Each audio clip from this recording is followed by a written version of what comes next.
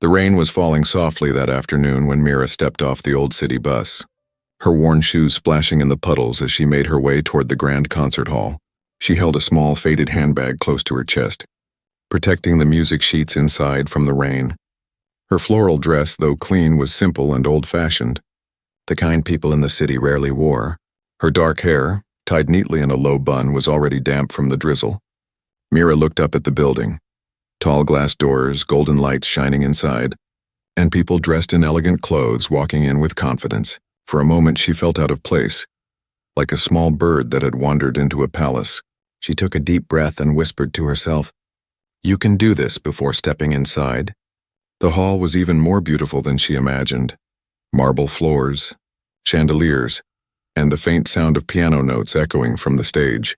Contestants sat around the waiting area, each one dressed sharply, holding thick folders of sheet music. They looked confident, even proud, chatting and laughing as if they already belonged there. When Mira entered, some of them turned to look at her, their eyes scanning her from head to toe. She could feel their silent judgment, the tiny smirks, the whispers that weren't really whispers. "Who's that?" one young woman said softly to another. "She doesn't look like she belongs here," the other replied with a laugh. Mira lowered her gaze, pretending not to hear. She found an empty chair in the corner and quietly sat down. Placing her bag on her lap, her hands trembled a little, so she clasped them together tightly. She could hear her heartbeat louder than the chatter around her. In her small hometown, she had never been surrounded by so many people who seemed so sure of themselves. Here she felt invisible, or worse, like a joke waiting to happen on the stage. A young man in a suit was playing a fast and complicated piece. His fingers moved like lightning. His expression full of pride. The judges nodded seriously, taking notes. When he finished, the room filled with polite applause. Mira's eyes drifted to the piano, shining black. Beautiful, perfect. Her heart filled with both fear and longing. She had dreamed of playing on such a piano since she was a child. Her old piano at home was missing a few keys, its sound uneven but full of memories. That piano had been her best friend, her only listener, and now, after all these years, she was finally here. But as she looked around again, the voices of doubt returned. What if they laughed at her? What if they told her she wasn't good enough? She tried to calm herself by remembering her mother. Her mother's voice echoed softly in her memory. "Don't play to impress. Play to feel." That phrase had carried her through lonely nights, through small dreams and broken hopes. Her mother had always believed that music came from the heart, not from lessons or certificates, and now, sitting among these polished musicians, Mira reminded herself of that truth. A woman sitting next to her noticed her plain bag and asked, "Did you come from far?" Mira nodded with a small smile. "Yes, from Greenfield Village." "Oh, that's quite far," the woman replied with a polite smile that didn't reach her eyes. Then she turned away quickly, already losing interest. Mira looked down at her bag again, where the corner of a worn-out music sheet peeked out. It was the same sheet her mother had written on years ago. The notes faded, but the melody lived in her heart.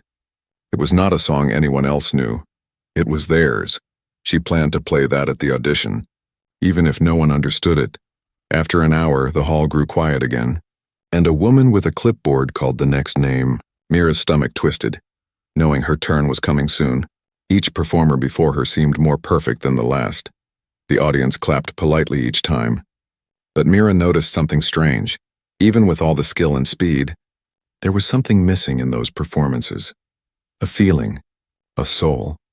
She didn't know if she could match their technique, but she knew what emotion felt like. She knew pain, hope, and the music that healed both.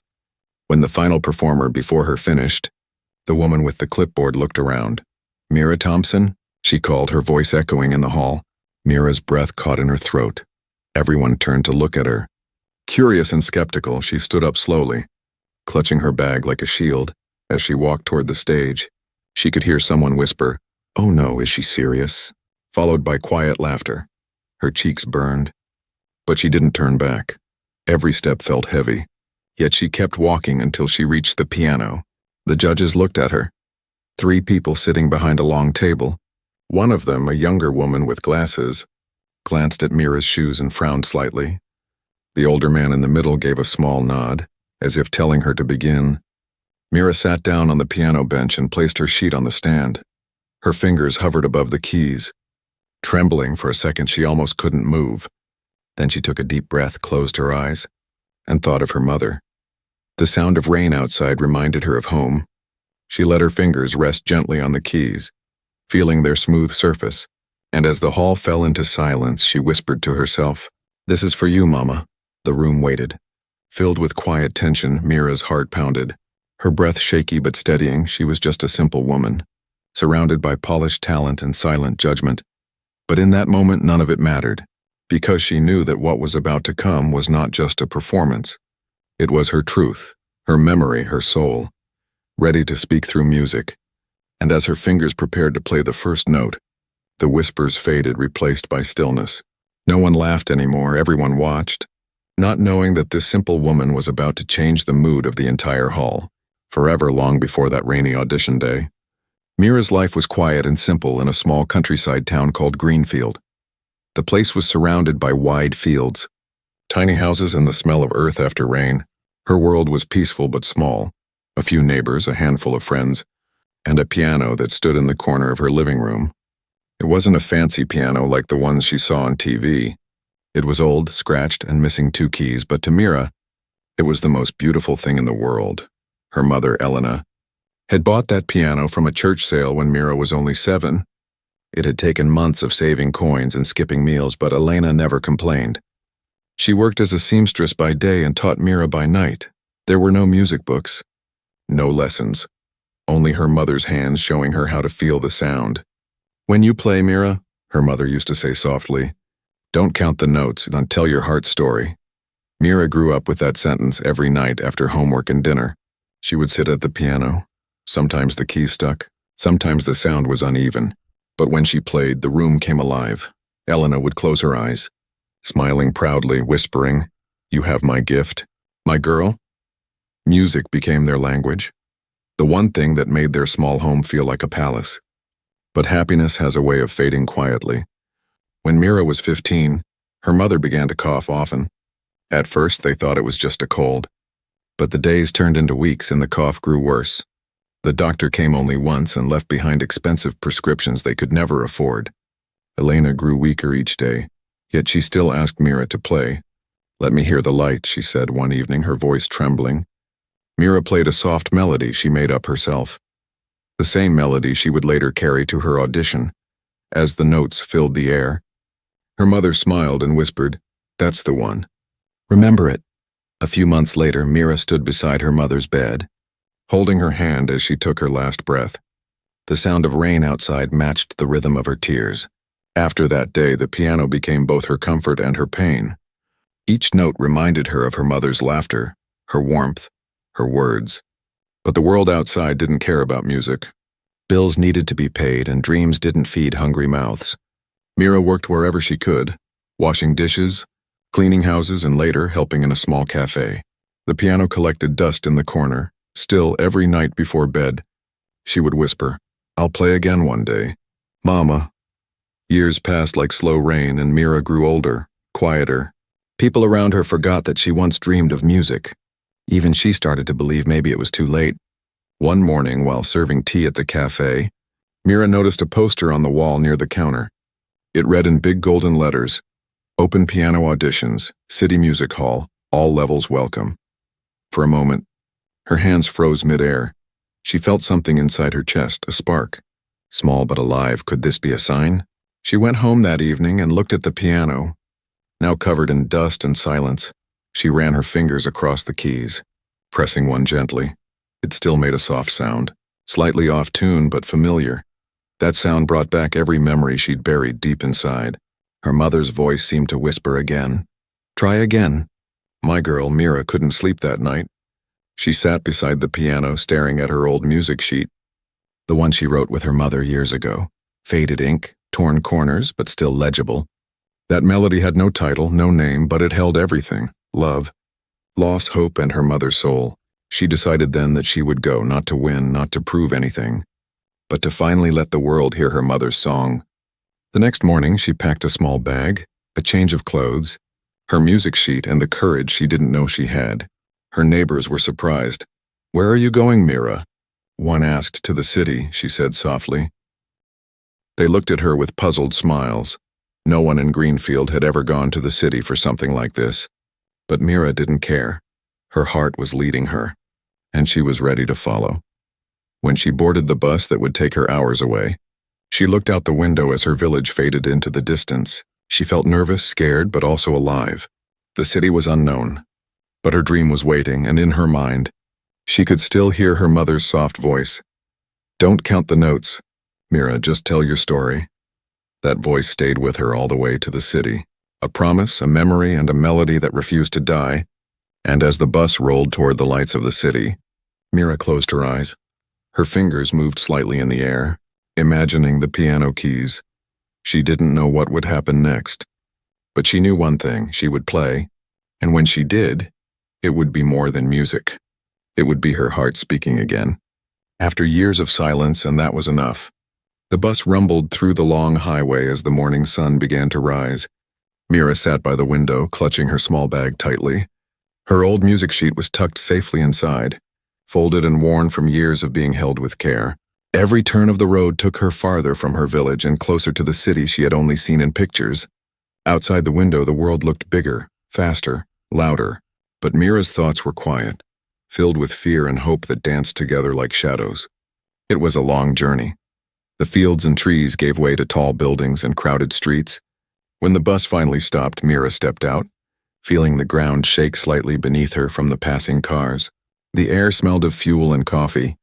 People hurried past her with phones in hand. Dressed in sleek clothes and confident faces, Mira stood there for a moment, her simple floral dress and small shoes making her feel invisible. But she whispered to herself, "I'm here now," and took her first step into the unknown. She found a small guest house on a narrow street near the music hall. The owner, an old lady with kind eyes, looked at her curiously. "Are you here for the audition, dear?" she asked. Mira nodded shyly. "Well," the woman said with a smile, "you look nervous. But remember, music belongs to the heart, not to fancy clothes." Those words comforted Mira more than she expected. She thanked her softly and went up to her tiny room. That night she couldn't sleep. Through the thin walls she could hear others practicing.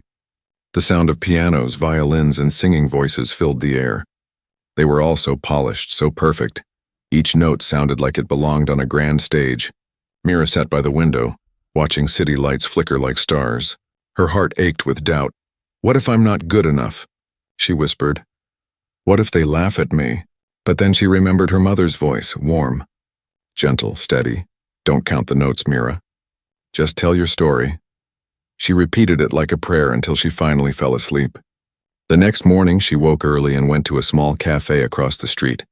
It was crowded with people who looked like contestants, all young, confident, dressed in black and white.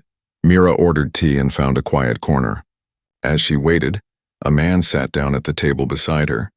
He was around her age, tall, with tired eyes and a confident posture. He smiled politely and said, "Are you here for the auditions too?" Mira nodded, returning a shy smile. "I'm Elias," he said, extending his hand. "Mira," she replied softly, shaking it. Elias seemed kind, but his voice carried the calm of someone who had done this many times before. He spoke about his music school, his past performances, his dream of becoming a concert pianist. Mira listened quietly, nodding. When he asked about her training, she hesitated. "I never went to a music school," she said truthfully. Elias blinked, surprised. "Never? Not even lessons?" She shook her head with a small smile. "My mother taught me." There was a short silence. Elias forced a polite smile. "That's beautiful," he said, but his tone carried a hint of pity. Then he added gently, "Be careful, the judges here can be harsh." Mira nodded, though his words echoed painfully in her heart. After breakfast, she walked with him toward the concert hall. The building was enormous, marble floors, tall glass doors, and banners that read "City Piano Open Auditions." Contestants gathered outside, chatting excitedly, carrying portfolios and sheet music in leather folders. Mira held her small paper tightly, feeling its edges crinkle in her hands. Elias wished her luck before joining a group of familiar faces. They laughed and exchanged warm hugs. Mira stood a few steps away, watching, feeling like a stranger in a world that spoke a language she didn't understand. When she entered the hall, the sound of pianos filled every corner. Contestants practiced on small keyboards, their fingers moving like lightning.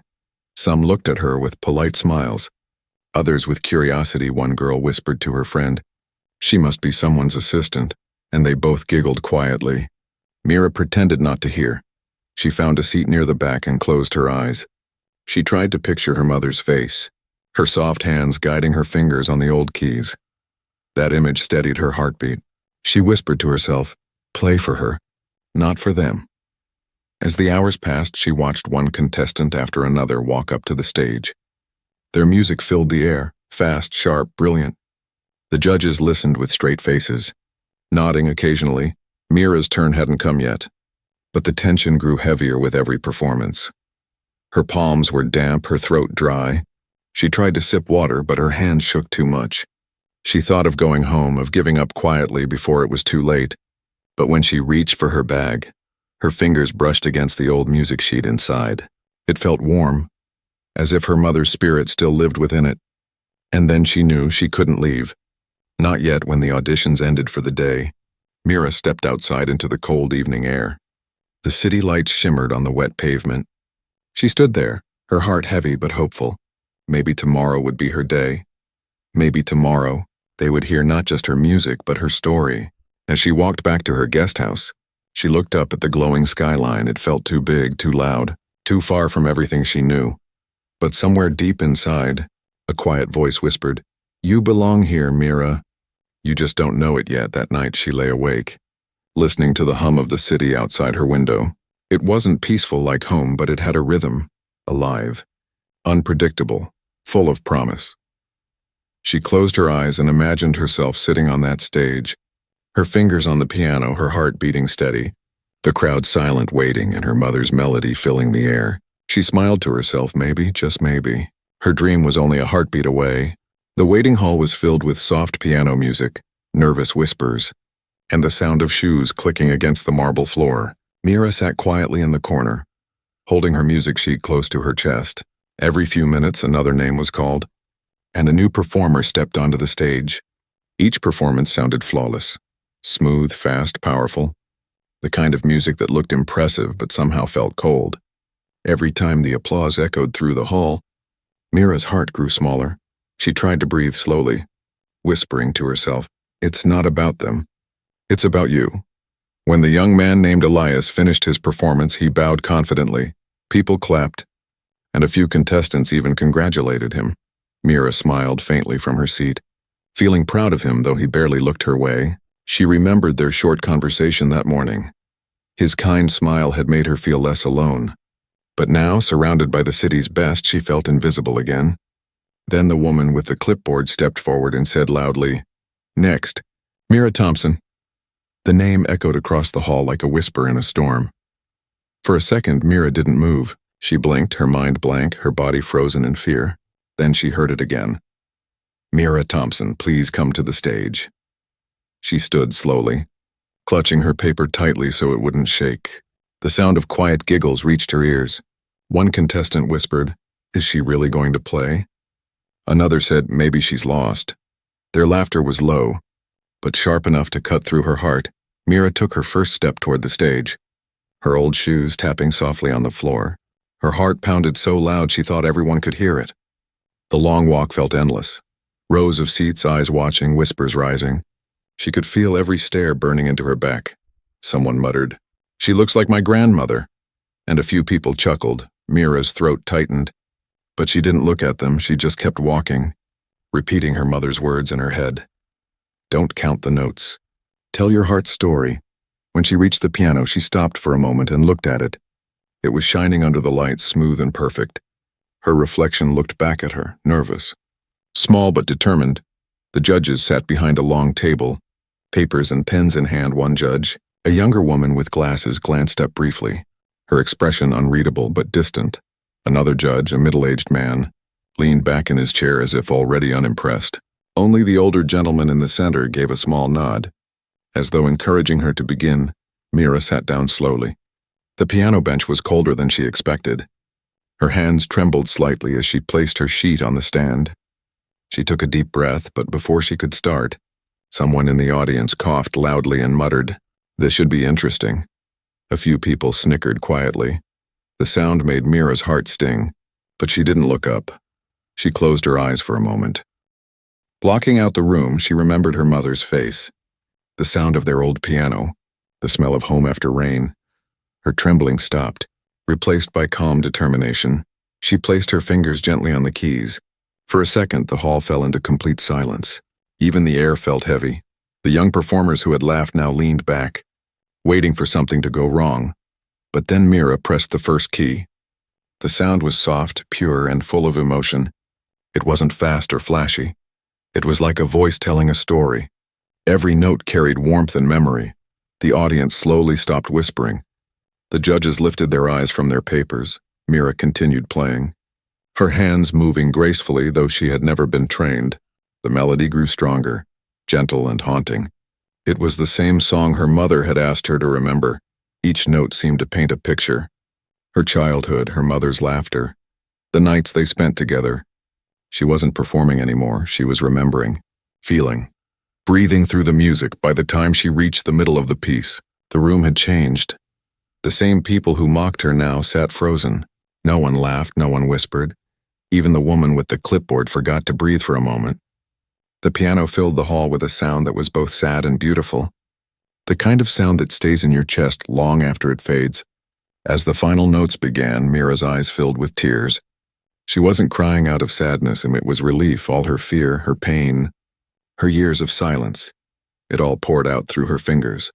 And when she pressed the last key, the sound hung in the air like a soft goodbye.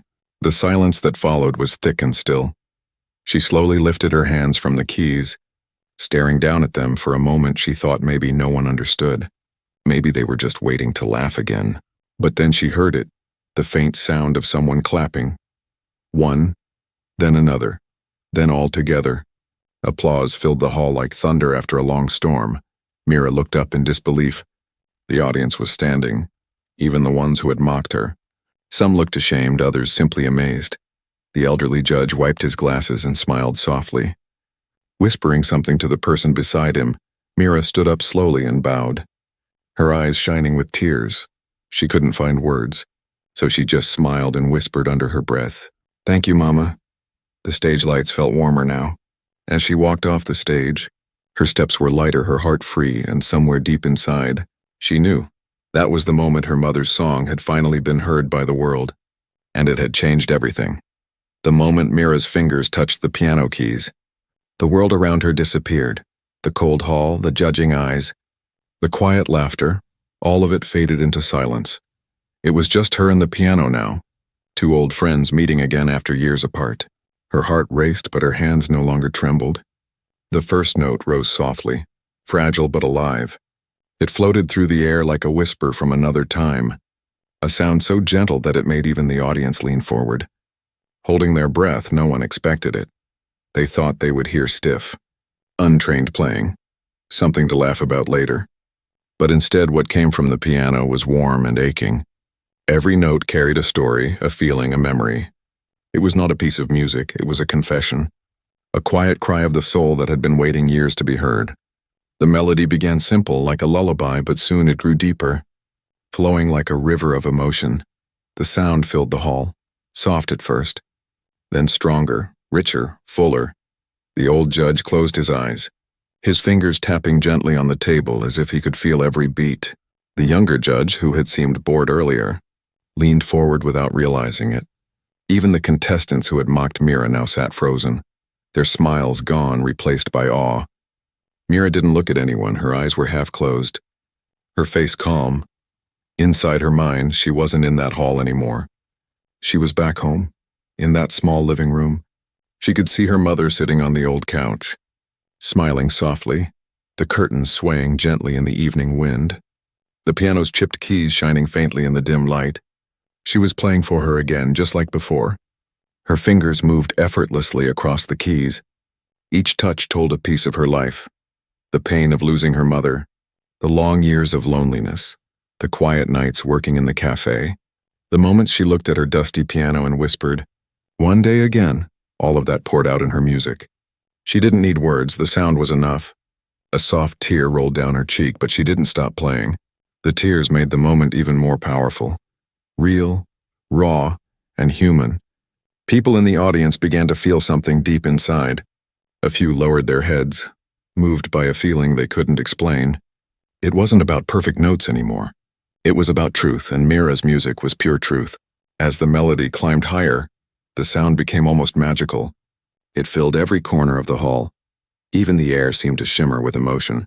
The soft echo of her piano carried stories of love, loss, and courage. Elias, who sat near the front, stared in disbelief. He remembered the shy woman he met at breakfast. He had told her to be careful. But now he realized she wasn't the one who needed to be careful. She was the one everyone else should have respected from the start. The audience could feel it.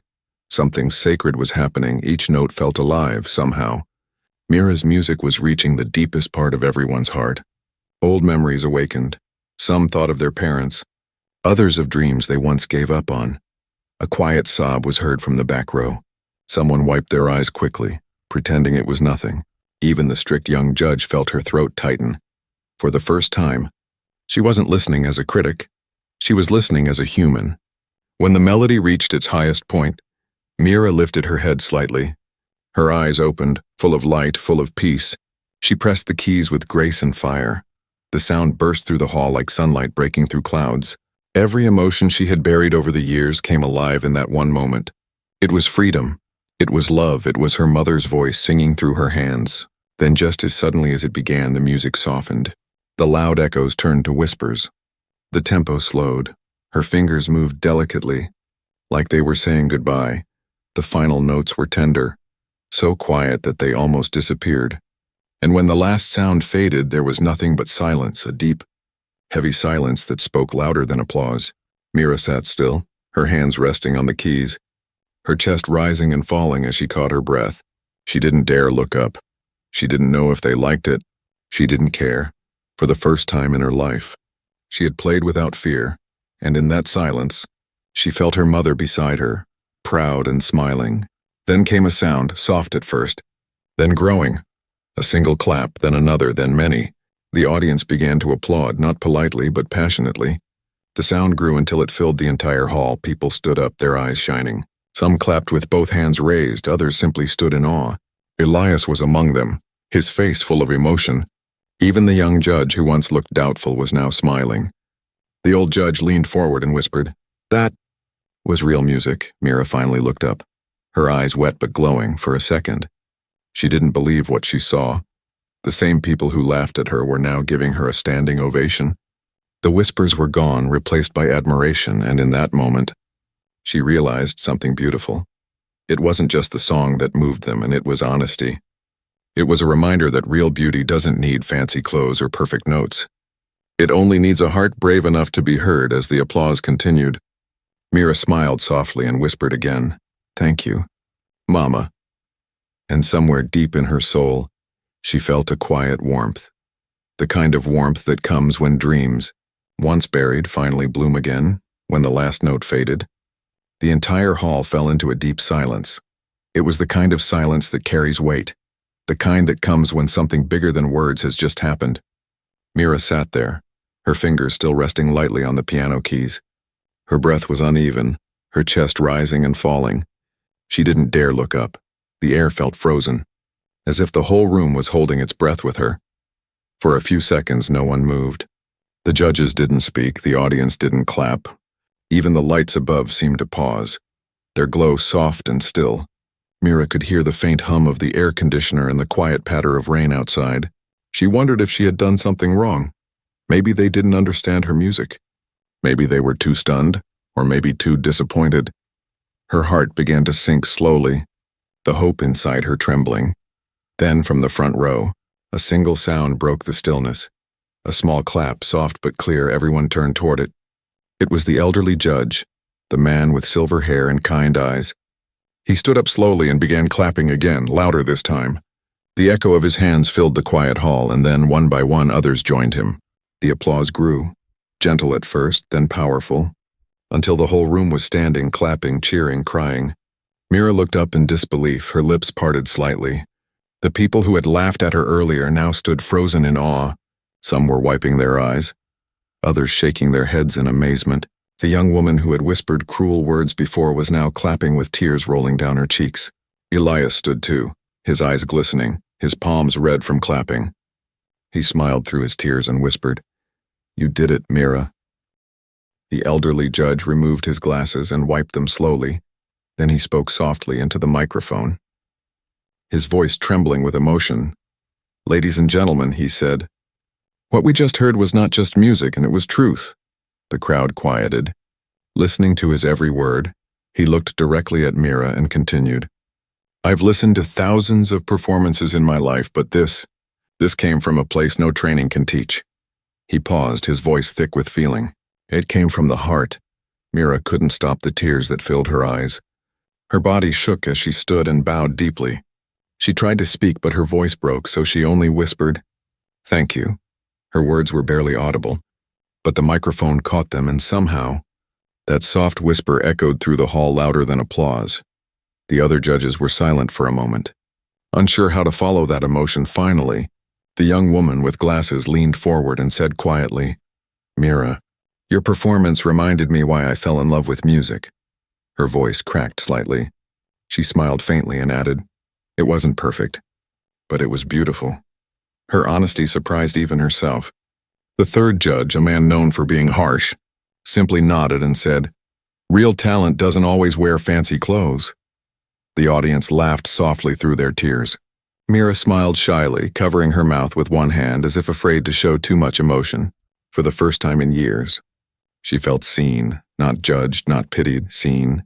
Every note she played had found its way into someone's heart, and that was more than she had ever dreamed of. When she stepped off the stage, people moved aside to let her pass. Some reached out to touch her hand, others whispered, "That was amazing." A few contestants looked down, ashamed of their earlier mockery. Mira didn't hold any anger. She simply nodded politely, her eyes soft and kind, because in that moment, she wasn't thinking about revenge or pride. She was thinking about her mother. She imagined her standing in the back of the hall, smiling, proud, and whispering, "You did it, my girl." Outside, the rain had stopped. The city lights reflected off the wet streets, creating a dreamy glow. Mira stepped into the cool night air, breathing deeply. The sound of applause still echoed in her ears. She stood under the awning, watching drops fall from the edge of the roof. Her reflection shimmered faintly in the puddle below, and she smiled, and a soft, quiet smile filled with peace. For so long, she had been afraid of being small, being simple, being ordinary. But tonight she learned that sometimes simplicity carries the strongest voice. Her plain dress, her trembling hands, her mother's old melody. They had moved people more than any polished show could. It wasn't perfection that captured hearts, it was honesty. And that night, Mira gave them the most honest thing she had, and her soul. As she walked away from the hall, the city seemed different. The same streets that once felt too big now felt warm and welcoming. She passed by a small cafe with live music playing. For a moment she stopped and listened. The pianist inside looked young and nervous. She smiled knowingly. She understood that fear. She whispered to herself, "Play from your heart, whoever you are," and continued walking. The rain began again, soft and slow. Mira didn't open her umbrella. She let the drops fall on her face, mixing with her tears. They weren't tears of sadness, but of release. Because that night Mira realized something powerful. She hadn't just played her mother's song. She had found herself again, and the silence that had once filled her life was now gone, replaced by a melody that would live forever. The next morning, sunlight poured gently through the thin curtains of Mira's small guesthouse room. For a few seconds she didn't remember where she was. Then she heard faint piano music coming from outside, and it all came rushing back, and the stage, the silence, the applause, the feeling of freedom that had filled her heart. She sat up slowly, still wearing the same simple dress from the night before. Her bag lay open beside her, her mother's old sheet music resting on top. She smiled softly, tracing her fingers over the faded notes, whispering, "We did it, Mama." Her phone buzzed suddenly, a number she didn't recognize. When she answered, a polite voice said, "Miss Mira Thompson, this is the City Music Council. We would like to invite you to perform at the final gala this weekend." Mira froze, her mouth slightly open. "The final gala?" she repeated quietly, unsure if she'd heard right. "Yes," the voice said warmly. "Your performance moved everyone yesterday. The judges insisted that you must play again. Mira's hand trembled as she held the phone. She had never imagined that her simple song could lead her to something like this. She thanked them softly and ended the call, her heart racing faster than it had on stage. Outside, the streets were alive with morning sounds, cars, footsteps, chatter. But as Mira walked toward the cafe nearby, she noticed something strange. People were looking at her, smiling, nodding. A young girl stopped her and said shyly, "Were you the woman who played last night?" Mira blushed. "Yes, I was." The girl's eyes sparkled. "My mom said your song made her cry. It was beautiful." Mira didn't know what to say. She simply smiled. For the first time, strangers weren't seeing her as a nobody. They were seeing her as someone who had touched their hearts. At the cafe, as she waited for tea, Elias walked in. He looked different, less proud, more human. He spotted her immediately and walked over. "Mira," he said softly, his tone full of warmth. "I owe you an apology." She looked up. Surprised. "You were right," he continued. "You didn't need training or fame, you just needed courage. Last night you reminded me why I started playing in the first place." Mira smiled faintly. "You don't have to apologize," she said. But Elias shook his head. "I do. I judged you before I heard you. And I was wrong." His honesty touched her deeply. They talked for a while, laughing gently over coffee. For the first time, Mira felt like she belonged, not as a competitor but as a musician. Later that day, when she returned to the concert hall to collect her certificate, she noticed that people greeted her differently now. The staff smiled warmly. The contestants waved respectfully. Even the woman who once whispered rude comments came up to her, nervously holding a small flower. "I'm sorry," she said quietly. "You were amazing." Mira took the flower and smiled. "Thank you." She didn't feel bitterness, only grace. It was strange.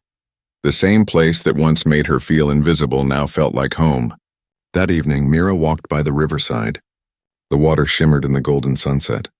She sat on a bench and took out her mother's music sheet again. A gentle breeze fluttered the paper, carrying the soft scent of rain and spring. She whispered, "I wish you could see this, Mama." But somehow she felt that her mother already had. The way the wind moved around her, the warmth in her chest. It felt like a quiet answer from above. When the weekend arrived, the Grand City Music Gala filled the same hall where it all began. The lights were brighter, the seats were packed. The atmosphere electric. Mira stood backstage, wearing a simple white dress that someone had gifted her after her first performance. She didn't wear any jewelry, just her calm smile when they announced her name. The audience erupted in applause even before she stepped on stage. The same stage that once made her tremble now felt like home beneath her feet. She walked to the piano slowly, gracefully as she sat down. She noticed the elderly judge in the front row smiling proudly. She bowed slightly to him, then turned to the piano. Her fingers hovered over the keys. This time, she didn't play her mother's lullaby. She played a new melody, one she had composed the night before. It was a song about hope, about finding light after long darkness. The music began soft and warm, then rose into a joyful rhythm. The audience listened quietly, captivated once again. When she finished, there was another standing ovation. But this time Mira didn't cry. She just smiled, calm and peaceful. She wasn't playing to prove anything anymore. She was playing because she loved it. And in that moment she felt free. After the concert, the elderly judge approached her backstage. He said softly, "Your music is a gift, Mira. Don't stop sharing it." She nodded gratefully. Tears glistening in her eyes, Elias appeared beside her, holding a bouquet of white lilies. "For the woman who reminded us that music comes from the soul," he said with a grin. Mira laughed softly, taking the flowers. Her heart felt light, her spirit glowing. That night, as she walked back to her room, she passed by a group of children playing a small toy piano. They were laughing, pressing random keys, creating chaos. But Mira stopped and watched them, her smile widening, because she saw herself in them, innocent, curious, full of dreams. She knelt down and said gently, "Do you want to learn something beautiful?" The children nodded eagerly. She placed her fingers on the tiny keys and played a soft tune. The children giggled, repeating her rhythm. The sound was imperfect, messy but full of life. Mira laughed with them, realizing that music wasn't about stages or applause. It was about sharing a piece of your heart, wherever you were. As the night deepened and the stars appeared above the city, Mira walked home under their light, her heart full. She looked up and whispered one last time, "Thank you, Mama." And though no one answered, she felt it, a quiet warmth in the wind, a melody in the silence, a promise that her story, and her mother's song, would live on forever.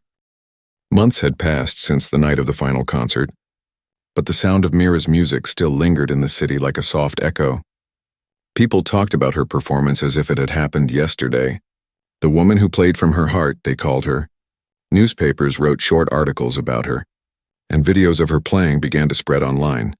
Her simple dress, her calm smile, and her soulful melody touched millions who never even met her. Mira, however, stayed the same. She still lived simply in her small town. Away from fame and noise every morning, she walked to the local cafe, greeting everyone with a gentle smile. Children from the neighborhood often ran up to her, asking, "Miss Mira, will you play for us today?" She always said yes. She would sit at the small piano near the cafe window and let her fingers dance across the keys. Her songs made people stop and listen. Even those rushing to work would pause outside for a moment. The world around her seemed softer whenever she played. One afternoon, Mira received a letter with a gold seal. It was from the City Music Council, inviting her to become a guest performer for a charity concert. They wanted her to play her mother's melody, the one that had changed everything. Mira smiled, holding the letter close. She whispered, "Mama, they still remember." Her heart filled with quiet pride, not because of recognition, but because her mother's song still lived on. The concert was held at a grand outdoor venue filled with candles and lanterns. Thousands of people attended, families, students, musicians, and strangers who had only heard her story online. Mira walked onto the stage wearing the same simple white dress she wore at the gala. The night air was cool, the sky scattered with stars. She sat down at the piano, closed her eyes, and for a moment, she didn't hear the crowd, she heard only her mother's voice. "Play, my girl," it whispered gently, and so she did. The first note rang out clear and warm. It drifted into the night sky, mingling with the breeze. Every sound carried emotion, love, loss, hope, and peace. The audience listened in silence, many closing their eyes. Some held hands, others wiped away tears. It felt as if time itself had stopped to listen. As she reached the soft final chords, Mira opened her eyes and looked up at the sky. The stars seemed to shimmer brighter, as if responding to her song. When she pressed the last key, the echo lingered, long and beautiful. Then came the applause, but this time she didn't bow quickly. She sat still, breathing deeply, her eyes shining. Because she knew her song didn't belong to her anymore. It belonged to everyone who had ever loved, lost, or dreamed. After the concert, people came to thank her. A young man said, "Your music helped me forgive my father." An old woman whispered, "I listened to your song when I missed my husband. It healed something inside me." A little girl hugged her leg and said, "I want to play like you someday." Mira knelt and smiled. "Then promise me, play from your heart, not for applause." The girl nodded with shining eyes, and Mira's heart melted. She realized that her mother's gift was still spreading, one heart at a time. Later that night, when the crowd had left and the candles burned low, Mira stayed behind, sitting alone by the piano. The sound of crickets filled the air, and the city lights glowed softly in the distance. She looked at the piano and whispered, "You've been with me through everything." Her fingers brushed the keys lovingly. For her, the piano was not just an instrument. It was a bridge between her and her mother, between her past and the present, between pain and peace. Elias walked up quietly behind her, carrying 2 cups of tea. He placed one beside her and said softly, "You did it again." Mira smiled. "It wasn't me," she replied. "It was her." He nodded. Understanding immediately, they sat in silence, watching the reflection of stars on the glossy black piano. Then Elias said, "You know, your music has changed more lives than you can imagine." Mira chuckled lightly. "Maybe, but it also changed mine." He smiled. "That's what real music does." In the weeks that followed, Mira started teaching piano to children from her town. Her lessons were different. She never focused on perfection. Instead, she taught them how to feel, how to listen, how to let emotions guide their hands. Music isn't about showing off, she told them. It's about speaking without words. The children loved her gentle way of teaching, and every time one of them played a wrong note, she laughed softly and said, That's how we learn, by being human. Word of her little piano class spread soon. People from nearby villages started bringing their children to learn from the woman with the heart-touching hands. Mira never charged much, sometimes teaching for free. She said music was meant to be shared, not sold. Her small room filled with laughter, music, and warmth. The same warmth her mother once gave her. Every time she heard the children play her old melody, she felt her mother's presence again. Years passed quietly. Mira grew older. Her hair streaked with silver, but her smile remained the same. The piano still sat by her window, surrounded by sunlight and flowers. Sometimes, when she played alone, people walking by would stop outside her house just to listen. Even after all those years, her music still carried that same emotion. Gentle, honest, and alive, and when people spoke of her, they didn't just remember her as a pianist. They remembered her as a woman who turned pain into beauty, who reminded the world that even the simplest heart can hold the deepest song. Her name became a quiet legend, not written in fame or trophies, but in the hearts of those she touched. And on quiet nights, when the wind moved softly through Greenfield, some swore they could still hear it. That same tender melody floating through the air, the song of a simple woman who once played her truth, a song that never ended.